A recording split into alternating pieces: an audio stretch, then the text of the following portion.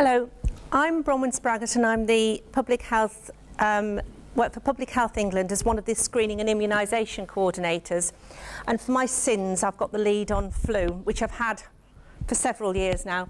So what I'm going to just go through is really a little bit about flu, a little bit about who the target people are, and then we're going to do the myths, busting of the myths really, just basically to make sure that you're targeting the NHS patients effectively.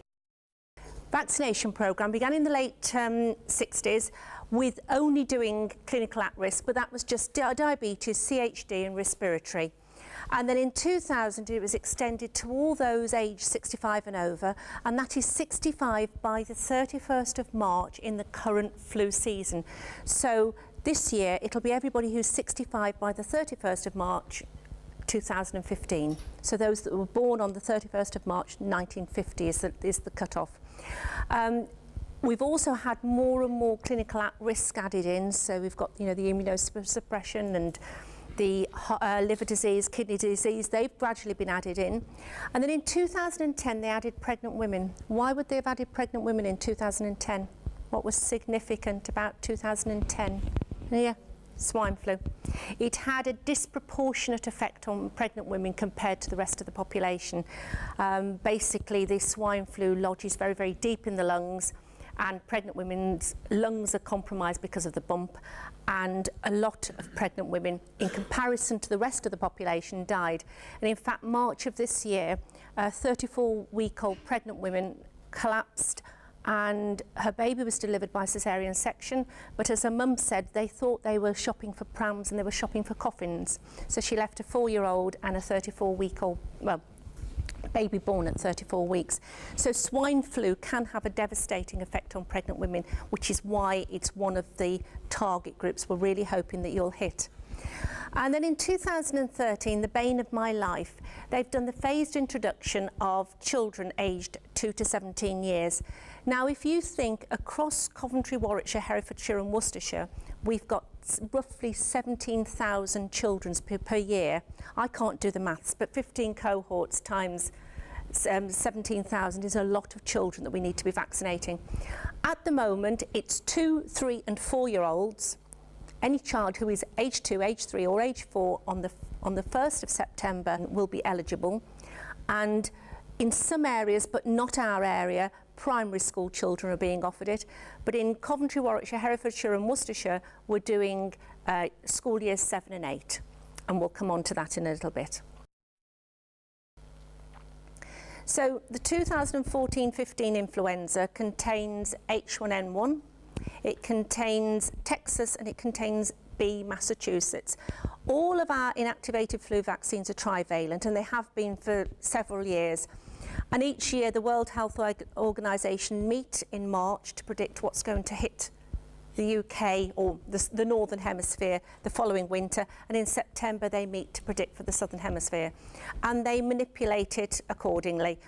H1N1 is still the major circulating strain of flu, so that's in. Texas was in last year and it's in this year. Massachusetts is the B-like, and then the children's vaccine, the Influenza Tetra, has got an additional B strain in, which is Brisbane, I think.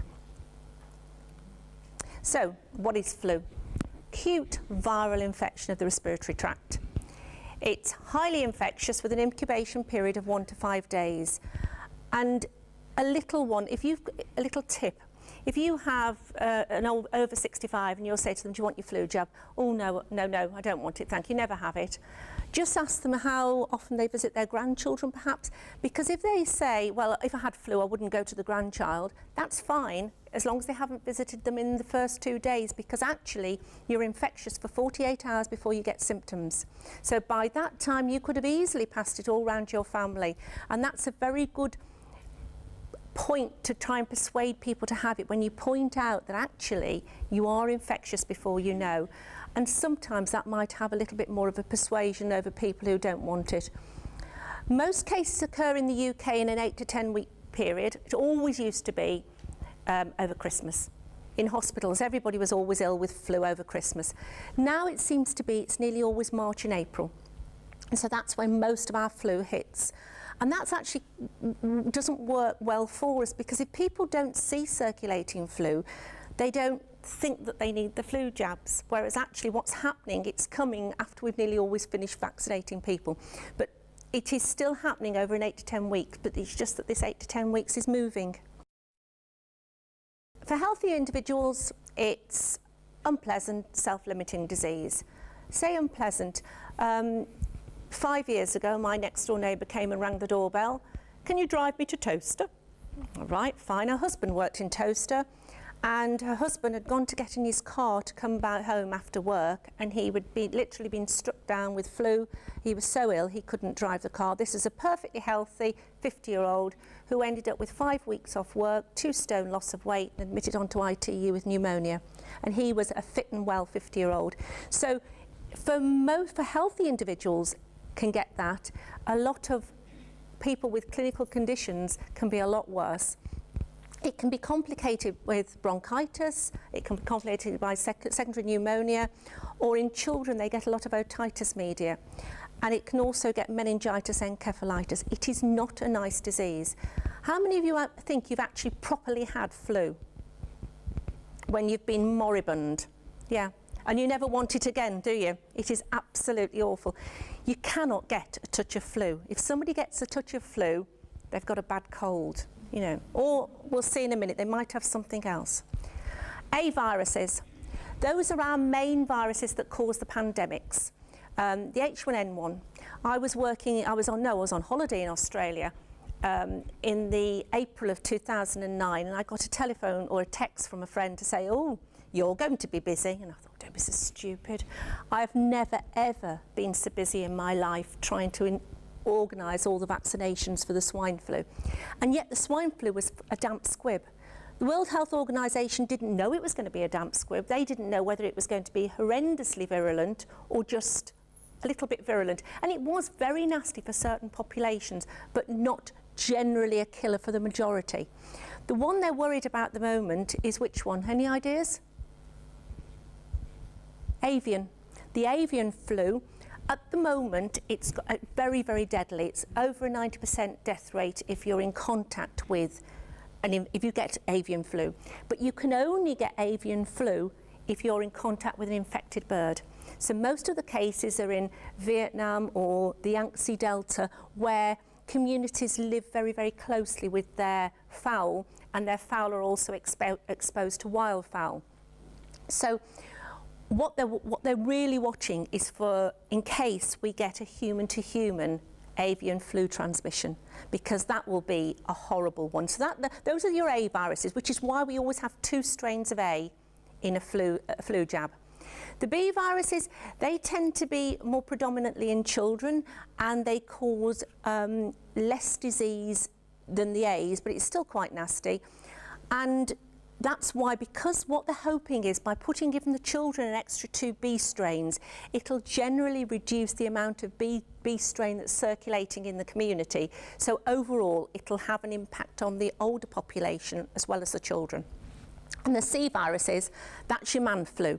Okay, so if you get it, you've got it, but it's not really significant. So it's transmitted by large droplets, small particle aerosols and hand-to-mouth contamination, which is why you can see that children are our super spreaders. You know, they and everywhere. And that's why as well they had the Catch It, Bin It, Kill It campaign to try and stop people putting contaminated hands onto doorknobs. The Ebola virus is nowhere near as infectious as the flu. It might be more deadly, but actually the flu is so infectious, because if you've got flu and you sneeze, that person next to you will have caught it. And it's trying to get it through to people how infectious it is. And as I said, incubation period is about 1 to 5 days. So what are the common symptoms? Sudden onset of fever. Everybody who's had true flu will say 1 minute they were as white as rain, the next minute they were flat on their back. You don't go downhill gently with flu, you literally go on the spot.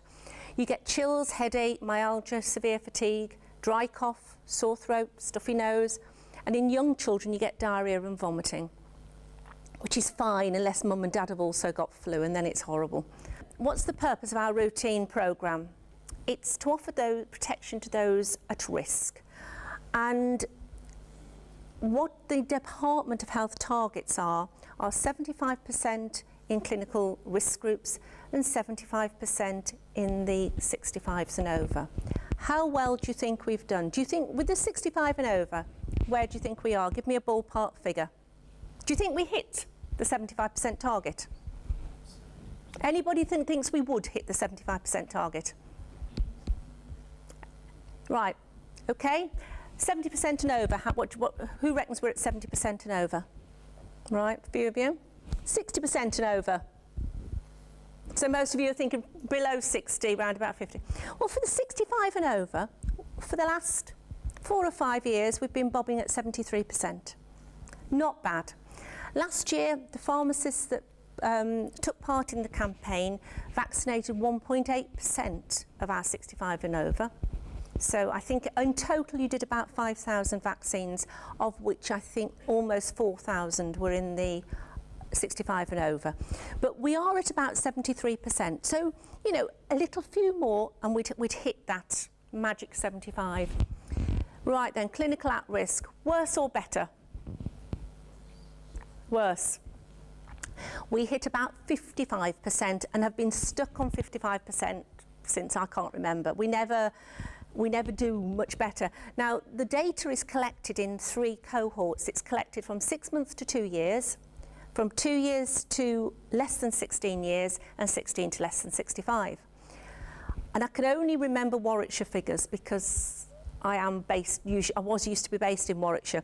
So Warwickshire had 100 babies who are in clinical risk groups from 6 months to 2 years. So these are really poorly babies. How many do you think we hit? How many do you think we jabbed? 2. No, we did do 18. Come on, give me 18%. But even so, 18, you know, these are really poorly babies. And I know you're not doing the babies, but you might be able to get the message across. Because some of them, when we did a piece of research with Coventry University afterwards and said, why didn't you get your baby vaccinated? Most of them, more than 50%, didn't know that the baby was eligible. There was a small percentage that was still in hospital, and then there was this percentage of mums who said, well, actually, the baby's been so ill and they've been exposed to so many things, we don't want them to have another jab. And you're thinking, but you don't really want them to have flu either, and it's trying to get through to them. The next group we don't do very well on is the 2 to under 16s. They just don't come forward. You'd think almost it was a captive audience that parents would bring in, but we don't. We do quite well on the 16 to 65s. It's almost as if the older you get, the more you think you realise how important it is. So if we looked at it, all the men over 40 would probably get in, but the lads over 12, we wouldn't. It's just trying to get through to people that it's very important. It's all those, as I say, who are 65 by the 31st of March 2015, and all those under 65 who fall into a clinical risk category. Now, the pharmacy enhanced service for clinical at risk is divided into 2. The whole service is divided into 3. You've got your 65s and over, and then you've got your 12 to less than 18 years in a clinical at risk group. And then you've got your pilots, which are all those in year 7 and year 8, born on the 1st of September 2001 to the 31st of August 2003. Now, the pilot group can be healthy or in a clinical at-risk group. But we'll come on, remind me if I don't mention it, clinical at-risk, when I come on to Influenza ordering. So that's what your service is. Clinical risk groups, who are we talking about? Any ideas? Sorry? Asthma on inhaled steroid therapy, yeah. Diabetes, yeah. Come on, we've got 8 more to go. Sorry? Heart disease, yeah. Immunocompromised, yeah. We've discussed one earlier about their lungs. Pregnant, thank you. Heart, respiratory disease, asthma on inhaled steroid therapy, chronic liver, chronic renal, immunosuppressed, chronic neurological, including TIA, Asplenia and splenic dysfunction has actually been, I'd always assumed that if somebody was asplenic or splenic dysfunction, they would automatically go into the immune suppressed. There's been a bit of debate as to whether or not they should be considered immune suppressed or not. So now the Department of Health have put them as a separate group. Pregnant women, carers. Carers with an asterisk. These are not healthcare workers. Healthcare workers are not eligible for a free NHS flu vaccine. They're eligible for a flu vaccine, a free flu vaccine, but it is the employer's responsibility. So if you have a healthcare worker come into you who says, well, I'm eligible because I'm a nurse or whatever, they're not. These are carers who are informal carers for another member of the family. My other neighbour, she is an informal carer for her 95-year-old mother who lives around the corner. She isn't eligible for a flu jab in her own right, but she's on the practice carers register and therefore she is eligible. So it's that sort of person that either they've been invited by the GP as a carer, they're on the GP carers register, or they're in receipt of carers allowance. So you will need some evidence that they're a carer. Clinical at risk, age 12 to less than 18 years. With these ones, because they're having Fluenza, and Fluenza Tetra is a live intranasal vaccine, it's contraindicated in people with asthma, with immunosuppression, on salicylate therapy and egg allergy.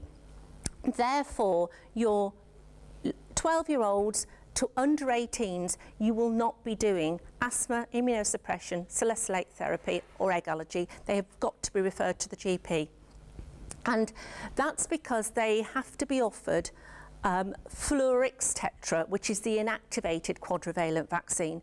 And it's in such short supply that we've only got it going to GP surgeries. So if you have a clinical at-risk 12 to 18 who is in one of those groups, you will have to refer them on to the GP, stressing the importance of them having the jab, of course. And then the pilot group.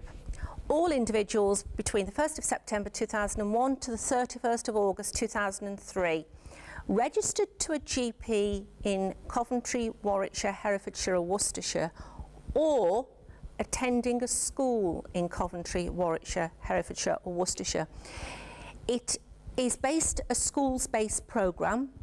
The schools locally or the education locally expressed their desire not to have us going into schools to vaccinate, so therefore it was moved to a GP and pharmacy enhanced service. Because it's a school-based population, those of you that are on the edges of the area will have some children that are living in Wales, going to a school in Herefordshire, maybe.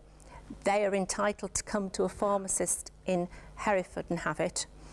Equally, if you've got a pupil that's going to school in Wales but registered to a Hereford GP, they're entitled to have it as well. So it's anybody, so it's either or. I mean, the majority is likely to be registered to a local GP and going to a local school, but they don't have to be, for this, only this group, only the pilot group, they don't have to be registered to an Arden, Hereford or Worcester GP practice. Again, those who are immune suppressed, egg allergy, asthmatic, salicylate therapy must be referred to the GP. We need to be stressing it's a free, needle-free NHS flu vaccine. The letters that have gone to the children or gone to the parents actually says free NHS needle-free flu vaccine. They should, what you need to be doing is having an appointment booked for them in advance. The letter says to them to contact their local GP or contact a pharmacy. There's a website that will list all the pharmacies offering the service. And then it's also a link to NHS Choices where the telephone numbers of the pharmacists can be found. What we want them to do is contact you in advance, and when you're contacted in advance, then you will book them the appointment and then order your vaccine. When the vaccine arrives, you will get a consent form and a patient information leaflet, and you're ordering these vaccines singles if necessary. You don't have to order them for the NHS service. They're ordered as per the number of patients you've got booked in. So if you've got 3 patients booked in, you order 3 vaccines. We don't need multiples of 10. So what can you do as a flu champion? You ask them again, and you ask them again. There was a big piece of research that was done probably in the late 1990s that said a person has to see a message 8 times before they actually make it personal to themselves. So if somebody refuses, you just could always just next time just say, oh, by the way, have you thought anything more about it? Because if as a person goes into a pharmacy and a health professional doesn't ask them again, as far as that person will agree that you've agreed with them that it's not important. So by constantly raising awareness and making sure they definitely don't want it, one, you might have 1 or 2 that will have it because they don't really want you to shut up asking them. And then there are others who will actually begin to think, well, actually, it must be important because they keep mentioning it to me. Remind them that it protects their other members of the family as well. That, you know, with pregnant women, they're protecting their newborn babies. Those babies cannot have the flu jab until they're 6 months old if they needed to. By giving them the mother a flu jab, you're actually giving them maternal transfer of antibodies that will protect that child till about 6 months of age. So you're actually helping them protect the baby. And it's all to do with this positive approach. When we had the MMR scare in 1995, it absolutely knocked Warwickshire off its feet. There was a huge anti-MMR campaign in Warwickshire, and we were one of the lowest uptakes in the country. We were down to about, I don't know, 70%. And it didn't help that what was happening, patients were coming into the practice nurse and saying, what do you think about the MMR vaccine? Should I have it or shouldn't I? And the nurse said, oh, well, I don't know, it's up to you. Well, if you're already feeling negative about something, you'll just feel even more negative. So we actually did a big thing where we said to the practice nurses, you've got to be positive, and say, well, what on earth are you thinking about it for? Of course you want it. And actually now, Warwickshire is one of the highest in the country with 98%. So a positive approach is what you've just got to put a positive approach on it. If you are ambivalent, they'll pick up the negative side of that. They won't pick up the positive side of that. So it's about really pushing it. Myths. Flu jabs don't work. I had my flu jab and it still gave me flu. Or I got flu even though I had my flu jab. Well, actually, what you did was you picked up a different strain. The powers that be predict what's going to hit the country. The flu jab is the flu virus is incredibly clever. It's a little bit of resistance and just does a quick skedaddle and makes itself a different virus. And so what will happen is that they've predicted we're going to get California, Texas and Massachusetts, was it this year? And we might get one from Detroit or something like that. And so it won't be that the flu vaccine hasn't worked, it's that you've probably got a rogue strain. And you would have been even worse if hadn't have had your flu jab at all. It's only a bad cold. Flu is never, ever a bad cold. You know, as I said before, you can't get a touch of flu and you can be out of action for weeks. And so if you're working, if you're self-employed, that's not going to be very good for your business. It's trying to think of these little messages you might get through. I've never had flu, so I don't need to be protected. That was my mother-in-law, 95, bless her. And what she wouldn't take on board was that as you get older, your immune system gets weaker, and therefore what you've resisted most of your life, you might well go down with now. So again, it's just trying to say to them, as they get older, they need to be more protected. And flu jabs give you flu. They can't. I know they say they do, but they can't. It uses the most tiny, tiny, tiny bit of the outer coating of the flu virus. And so it cannot give you flu. If somebody went down with flu, having had a flu jab, it's likely they were harbouring that flu before they actually had the jab, and it's a coincidence. It's a big one to try and persuade people, but that's the case. So, what do we expect you to do? We expect you to proactively advertise the programme. You've each got 3 posters in your goodie bag. There's a pregnant woman, one, a 65 and over, and a clinical at-risk one. We've given you some leaflets for the pilot programme, and we want you to make sure it's obvious that you're offering NHS flu jabs. I did quite a few pharmacy visits last year, and there was 1 or 2 I went into, I'd be hard pushed to know that they were offering the NHS Service. There was an awful lot that I could see that was happening, and so it needs to be promoted very, very strongly. And I think you've got some balloons and badges in the bags as well. You need to make every contact count. There might be a way in which the pharmacist can put a little sticker or something on the prescription that makes the counter staff know that that patient is eligible for a flu jab. Just something that you can all work together. You need to encourage patients, the few patients who it's not suitable to have the vaccine at the pharmacist, to go to the GP. It's not an excuse for them not to be vaccinated. It's trying to promote, make sure they do understand that it's really important. And you need to ensure that every vaccine is correctly recorded and the GP notified. What we've done this year is we've done it with farm outcomes. We've got an automated notification system. And so provided that the practice has given us a secure email address, you'll just press send and it'll just notify the practice. That's all. You won't need to do anything else. If the practice hasn't got a secure email address, it'll come back to you with a notification that you've got to fax it. If you choose to deliver them rather than fax them, you need to make sure that you've got a audit process in place. I had a few discussions last year with practices saying the pharmacist isn't letting me know. I haven't been informed of these, or I haven't been informed within 1 working day, which is what the enhanced service says. I went to the practice, they hadn't been notified. I went to the pharmacist and he said, well, I took them round and handed them to the receptionist. Now, I got no evidence either way. So if those ones that aren't being faxed, you need to make sure that you've definitely got a sheet that they sign to say that you've taken, if you're going to take it round to the pharmacy or somebody's going to take it to the practice, make sure you've got a sheet that the receptionist can sign to say that they've received X number of notifications, because that way, that's your audit trail and you can say, yes, I did, here you are. Because I was in a bit of a situation last year because I hadn't got any proof either way. Audit visits. I will be doing a random audit of 10 to 15 practices, and we expect total compliance with the enhanced service agreement. That's in the consultation room. The consultation room, it says a foot-operated pedal bin.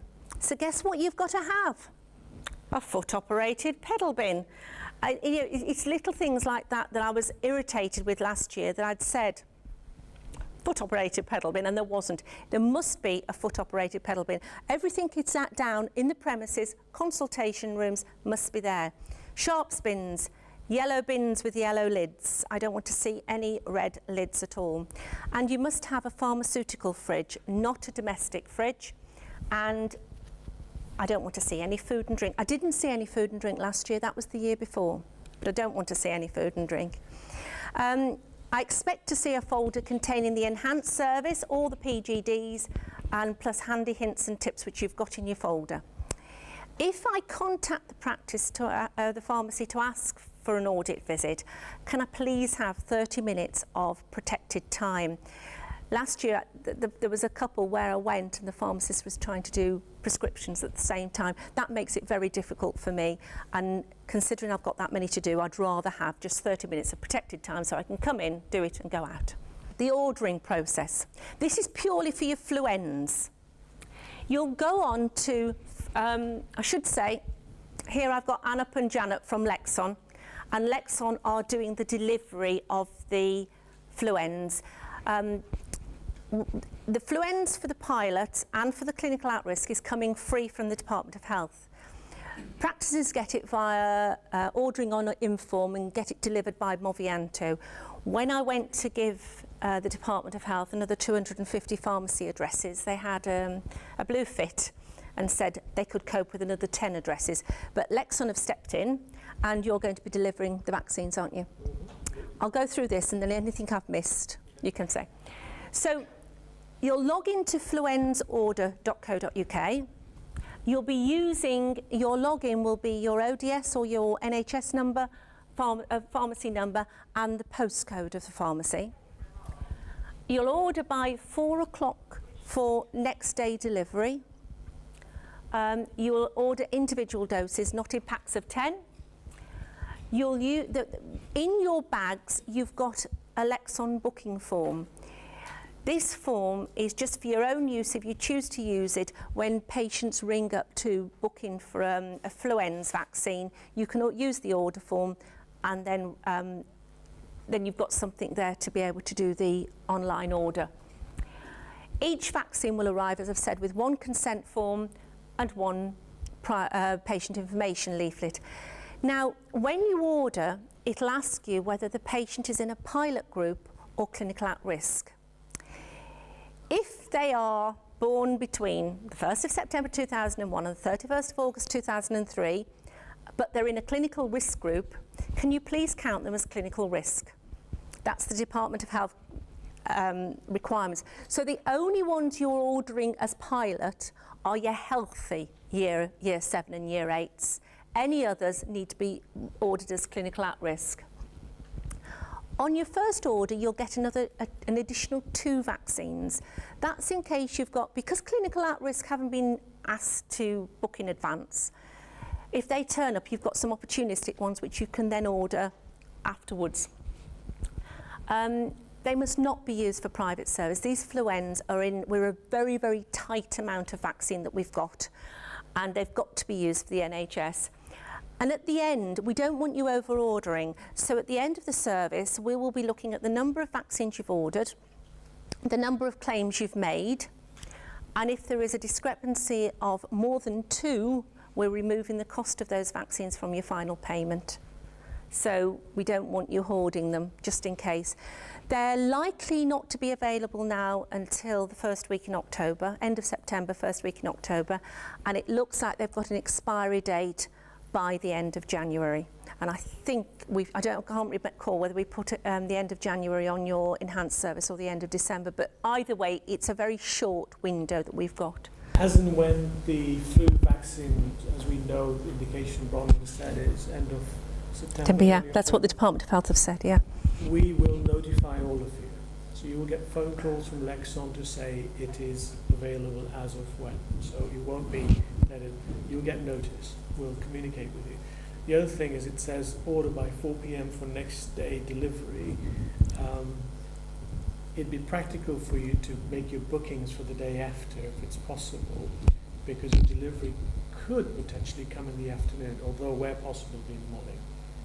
But I can't guarantee that depending where your pharmacy is, because the last thing you want is having booked a patient in, particularly you're likely to have a patient with a guardian. Yeah. So if the guardian is coming and they've taken time off work, and the child is coming in, time off school, or potentially after school, the last thing you want is a parent coming in saying, you wasted my time, and it doesn't look very good for pharmacy. Yeah. Processes all through farm outcomes, which is what you did last year.